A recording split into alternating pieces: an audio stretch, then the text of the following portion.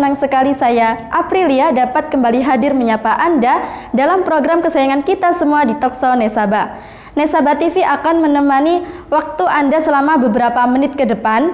Tentunya, di setiap acara kita selalu menghadirkan tema-tema yang menarik dan menginspirasi untuk bahan pembicaraan kita pada pagi hari ini untuk memperoleh informasi. Nah, langsung saja kita pada tema kita hari ini, yaitu pola hidup sehat atau yang biasa disingkat PHBS.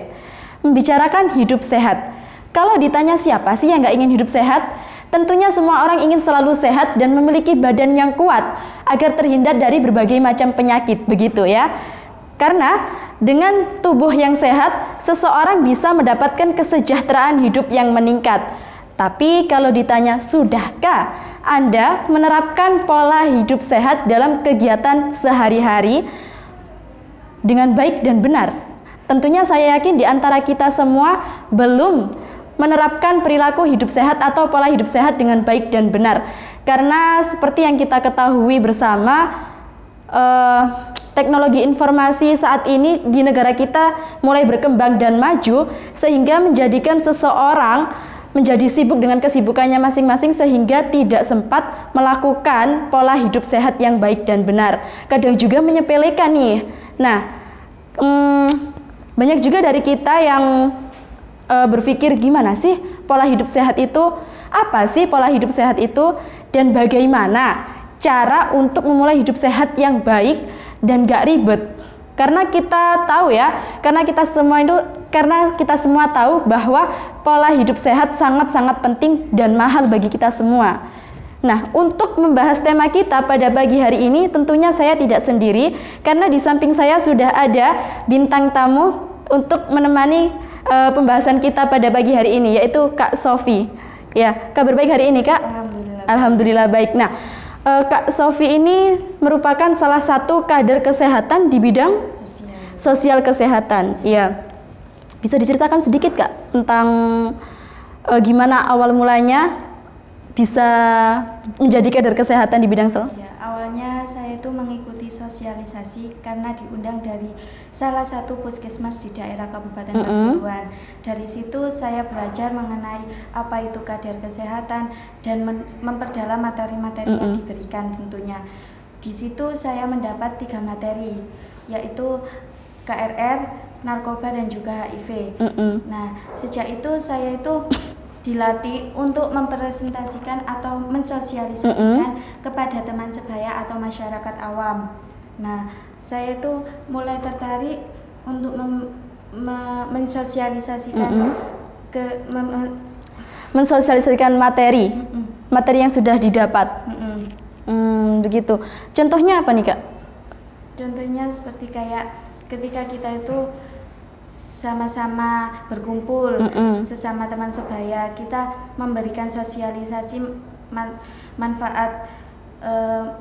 manfaat dari materi itu, terus apa aja bahaya dari narkoba dan juga cara mencegah agar kita tidak terjerumus di narkoba. Berarti tentang seputar kesehatan begitu ya, Kak ya.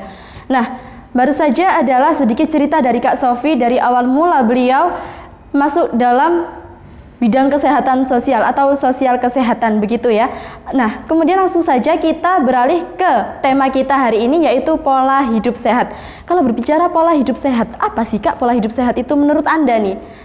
Menerapkan gaya hidup sehat itu tentunya sangat penting ya, untuk menunjang kita itu melakukan kegiatan aktivitas yang sangat berat mungkin ya. Sehari-hari itu tentunya kita itu membutuhkan pola hidup sehat, terutama ketika kita itu banyaknya aktivitas yang kita lakukan, tentunya ada tenaga yang terkuras begitu. Dan pola hidup sehat itu bukan hanya tentang olahraga juga ya, tapi tentang makanan juga itu harus diperhatikan gitu. Iya, seperti kayak makanan bergizi seimbang, misalnya kita mengkonsumsi susu setiap harinya dan juga mengkonsumsi sayuran, itu mungkin bisa diterapkan. Seperti itu. Nah, kemudian langkah awal, berarti langkah awal ketika kita melakukan pola hidup yang sehat itu pola makan. Pola makan ya. Terus olahraga begitu ya.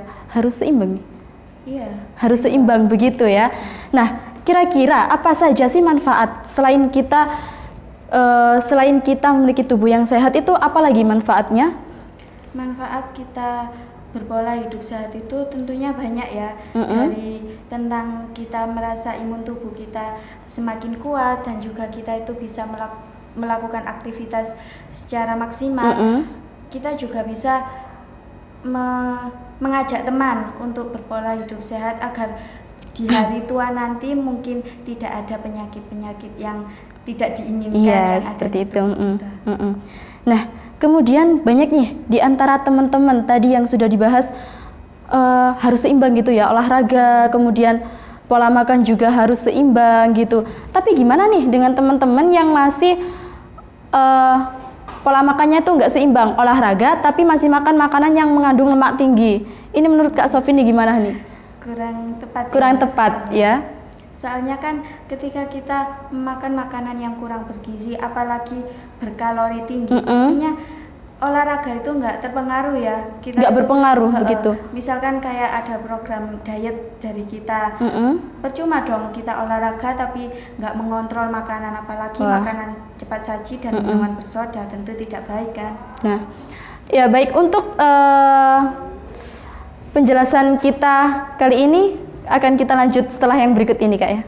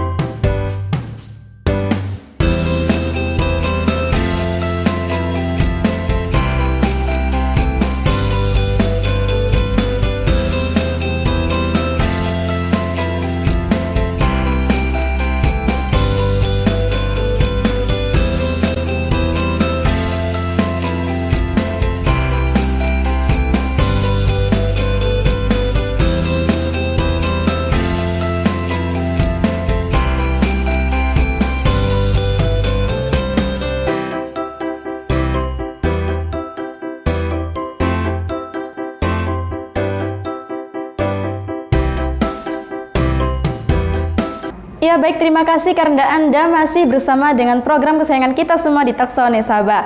Ya, kembali ke pembahasan kita tadi ya Kak. Seperti yang kita ketahui bahwa olahraga juga harus diimbangi dengan makan makanan yang bergizi juga. Nah, ini kemudian makan makanan yang sehat dan gizi seimbang. Ada nggak sih kayak hal-hal yang harus diperhatikan ketika mengolah makanan yang bergizi seimbang begitu? Ada, seperti ketika kita memasak sayur ya. Iya. Sayur Terutama apalagi bayam, pasti kan mudah layu kan ya. Apalagi kalau kita itu masaknya terlalu lama, pastinya zat yang ada di bayam atau protein yang asam folat yang ada di bayam itu akan berkurang. Tentunya ya kita akan rugi sendiri kan. Sebaiknya itu sekitar 1 menit saja cukup. Atau ketika kita memasak daging dan telur sebaiknya jangan undercook ya, karena itu kurang baik. Kurang baik. Nah, kemudian yang tadi kayak memasak sayur tuh, sayur kan nggak boleh layu, terus kemudian nggak boleh terlalu lama. Ini waktu yang baik hanya tapi tergantung sayurnya ya. Kalau semisal kita memasak wortel mungkin kan agak keras, jadi bolehlah lebih dari agak lama. Yang penting jangan terlalu lembek begitu ya Kak. Kemudian tadi yang daging sama telur jangan sampai undercook. Nah, ini gimana maksudnya nih? Setengah matang kayak gitu. Matang ya kalau telur. telur kan Ada yang suka kuningnya belum matang kayak gitu itu nggak boleh berarti. Kurang baik. Berarti nih untuk Anda yang masih suka makan telur kuningnya masih mentah tuh mohon dikurangi, nggak apa-apa makan, cuman harus diimbangi juga begitu ya Kak. Diimbangi dengan olahraga dan juga dikurangi sedikit untuk mengonsumsi makan makanan yang seperti itu. Untuk daging yang kurang matang juga itu, itu kan nggak baik. Wah, itu nggak baik juga itu ya. Kemudian sering memakan makanan yang dibungkus plastik. Ini menurut Anda gimana nih? Dan minyak yang berlebihan itu? Itu juga nggak sehat ya. karena kan plastik itu pasti banyak bahan kimianya, apalagi kita membungkus makanan atau makanan kita menggunakan bahan plastik untuk dalam keadaan panas, tentu saja zat kimia yang ada di plastik itu berpindah ke makanan. Kalau kita konsumsi kan bahaya bagi tubuh kita. Karena kan nanti masuk ke dalam tubuh kita dan dicerna begitu. Nah, ada nggak sih hal-hal yang efeknya gitu? Nanti efek samping, efek di belakangnya tuh kayak gimana? Zat kimianya itu akan mengendap atau di lambung, kan kasihan lambungnya sama usus. Kasihan lambungnya sama ususnya, cintai ususmu begitu ya. Nah, kemudian kayak yang mengendap di jantung tuh enggak, Kak? Mungkinan bisa ya, kalau untuk zat-zat kimia kan biasanya keseringan minum obat, biasanya kan Pak ke ginjal atau liver kan gitu. Wah, itu bahaya banget. Terus ke organ pencernaan juga itu ya. Karena kan usus sama lambung begitu ya, Kak ya. Nah, kemudian selain tadi makanan juga berolahraga. Ada lagi nggak sih kayak hal-hal yang bisa membuat seseorang itu rentan terserang penyakit meskipun sudah menjaga pola hidup dengan baik dan benar? Ya, karena itu mungkin faktor keturunan. Kemungkinan faktor keturunan. Itu biasanya itu kalau faktor keturunan itu berasal dari neneknya atau ibunya. Nah, sering kita dengarkan diabetes atau darah tinggi, jantung termasuk, wah, kanker, tumor kan gitu juga kan. Di general berarti. Iya. Terus faktor lingkungan. Misal kita malas atau kurang membersihkan rumah seperti di selokan, kan pasti banyak jentik-jentik nyamuk, kurang sehat. Nah, berarti hal-hal yang harus diperhatikan kembali saat untuk melakukan pola hidup sehat agar nggak rentan. Nah, itu salah satunya lingkungan dan juga faktor dari faktor keturunan begitu ya. Percuma kalau Anda sudah hidup bersih tapi di lingkungan Anda belum bersih begitu ya kan. Nah, ini sangat-sangat rugi sekali kita ya. Kita juga harus punya imun tubuh yang kuat, berarti begitu ya, Kak ya. Nah, kemudian untuk Kak Sofi sendiri nih, ada nggak sih rahasia untuk menjaga pola hidup sehat tersendiri, rahasia tersendiri lah? Olahraga teratur setiap pagi, misalkan kalau nggak sempat beberapa menit, cukup 15 menit aja sudah cukup. Lari, jogging, terus yoga kan juga bisa untuk menurunkan stres. Terus kita juga bisa kalau di weekend itu kita pergi nge-gym kan bisa gitu. Terus minum suplemen kesehatan, vitamin gitu kan. Terus ya itu pola hidup bersih dan sehat itu tadi. Yang tadi katanya Kak Sofi meminum suplemen kesehatan, ini sangat berguna sekali untuk orang-orang yang sibuk yang nggak sempat melakukan olahraga di luar begitu ya, Kak. Untuk Anda yang masih bekerja di kantor atau yang nggak sempat untuk berolahraga, bisa nih minum vitamin atau suplemen agar nggak meningkatkan daya tahan biar nggak rentan terserang penyakit begitu ya. Nah, dengan berkembangnya global, semakin lama bahan kimia kan nggak takut untuk dijadikan bahan campuran makanan nih. Nah, pastinya tentunya seperti tadi itu mengendap di jantung, pencernaan begitu ya, bahaya sekali. Nah, ada terapi tersendiri nggak sih untuk penderita jantung supaya dia tetap bisa melakukan pola hidup yang sehat? Karena seperti yang kita ketahui bersama bahwa penyakit jantung itu merupakan salah satu penyakit yang mematikan, berbahaya, mematikan. Menurut Kak Sofi gimana? Iya, pengalaman dari teman saya ya, karena dia merasa atau sudah didiagnosa memiliki riwayat jantung atau paru-paru basah. Itu gara-gara dia itu merokok. Tentunya kan merokok itu tidak sehat sekali. Hati-hati itu, apalagi yang menghisap asap rokok itu tadi. Lebih bahaya yang menghisap daripada pengguna. Iya. Nah, dia menguranginya itu dengan cara olahraga yang teratur seperti jogging. Itu biasanya dia setiap pagi berjemur di bawah matahari, dan juga itu tadi pola makannya dijaga. Berarti dari kesadaran kita sendiri ya. Nah, untuk pemirsa jangan kemana-mana dulu, kita jeda setelah yang berikut ini.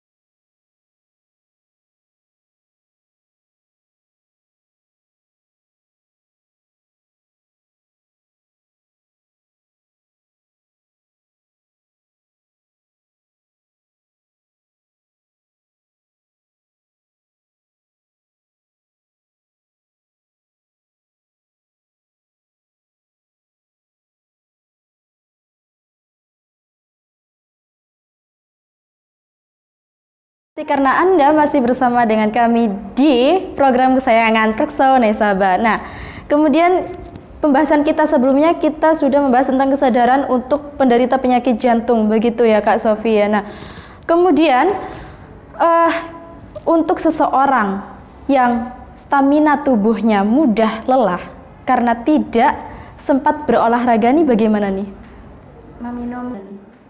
Meminum suplemen kesehatan ya, vitamin C misalnya, untuk menunjang daya imun tubuh kita agar semakin meningkat, terutama di padatnya kegiatan kita, aktivitas kita sehari-hari. Tentunya kita butuh suplemen vitamin penambah. Apa namanya, suplemen atau vitamin penambah Daya imun. Vitamin Daya imun. itu contohnya produk-produk di luar. Kita nggak sebut produk. Iya. Nah, apa benar jika ekonomi yang sulit ini juga mengakibatkan seseorang sulit juga untuk melakukan pola hidup yang sehat? Sebagian besar mungkin iya ya, karena kan itu ekonomi itu sangat berpengaruh besar bagi kita, apalagi untuk gaya hidup sehat atau pola hidup sehat. Memikir makanan yang sehat aja mungkin tidak terpikirkan oleh mereka yang kurang mampu. Memilih tempat tinggal aja berganti-ganti itu kan. Nah, itu Termasuk faktor. Iya. Kemudian dari berbagai cara pola hidup sehat yang sudah kita bahas tadi, berjemur di bawah sinar matahari nih, kira-kira termasuk ataukah tidak dalam menjaga pola hidup yang sehat? Iya, termasuk. Soalnya ketika kita berjemur di antara jam 7 hingga jam 10 atau jam 9 lah, kita kan akan mendapat vitamin D dari si matahari itu. Dan vitamin D itu baik untuk tulang juga kan. Jadi ya itu sangat baik sih, apalagi kita berolahraga sekitar jam 7 pagi.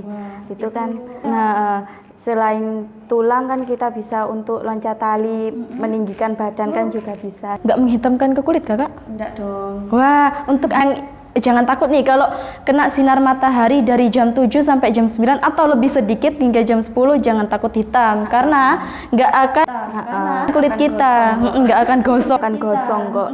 Dan itu tadi yang dijelaskan oleh Kak Sofi, juga berjemur sekalian berolahraga. Itu bisa Kan begitu. Nah, ini dapat plus dong kita. Iya, plus. Dapat dua sekaligus. iya, Gitu ya. Baik pemirsa, di segmen terakhir ini saya akan menyimpulkan dari pembahasan kita dari awal tadi, begitu ya Kak. Dari mulai langkah awal apa itu pola hidup sehat, begitu ya. Jadi pola hidup sehat itu merupakan faktor terpenting dalam hidup kita untuk menghindarkan diri kita dari berbagai macam penyakit, begitu. Komitmen yang kuat seseorang dalam menjalankan pola hidup sehat sangat berpengaruh sekali, begitu ya. Kemudian ada beberapa faktor juga tadi yang dijelaskan oleh Kak Sofi untuk memudahkan seseorang menjalankan pola hidup sehat, seperti kesehatan, kemudian lingkungan harus dibersihkan juga, atau memilih tempat tinggal yang bersih, jauh dari sumber penyakit. Nah, tadi ya ada juga faktor-faktor yang perlu diperhatikan, begitu ya Kak. Tadi itu banyak sekali yang kita bahas tadi. Kemudian ekonomi yang sulit juga tadi itu. Untuk Anda yang mengalami ekonomi yang sulit, bisa ini ya Kak ya, masih bisa melakukan pola minimal dengan cara yang sederhana, seperti olahraga atau makan sayuran kan, itu bisa. Mudah didapatkan, begitu ya. Murah juga kan. Jangan lupa juga kalau mengonsumsi makanan yang mengandung zat gizi atau mengolahnya, jangan sampai merusak zat yang ada di dalam sayur tersebut atau makanan tersebut, begitu. Juga untuk Anda yang masih suka mengonsumsi telur yang kuningnya masih kurang matang, itu juga dikurangi, begitu ya Kak Sof ya. Nah, kemudian Banyak yang sudah kita bahas hari ini dan tak terasa kita sudah sampai pada penghujung acara. Tak terasa juga saya menemani Anda selama beberapa menit ini dengan pembahasan dan informasi-informasi dari Kak Sofi begitu ya. Saatnya saya Yevi Apriliana pamit undur diri dan terima kasih untuk Kak Sofi yang sudah hadir dan meluangkan waktu di acara kita untuk membahas pola hidup sehat begitu ya di acara talkshow ini ya. Jangan lupa kepada pemirsa semua untuk terus saksikan talkshow di Nesaba TV dan saya Yevi Apriliana, sampai jumpa.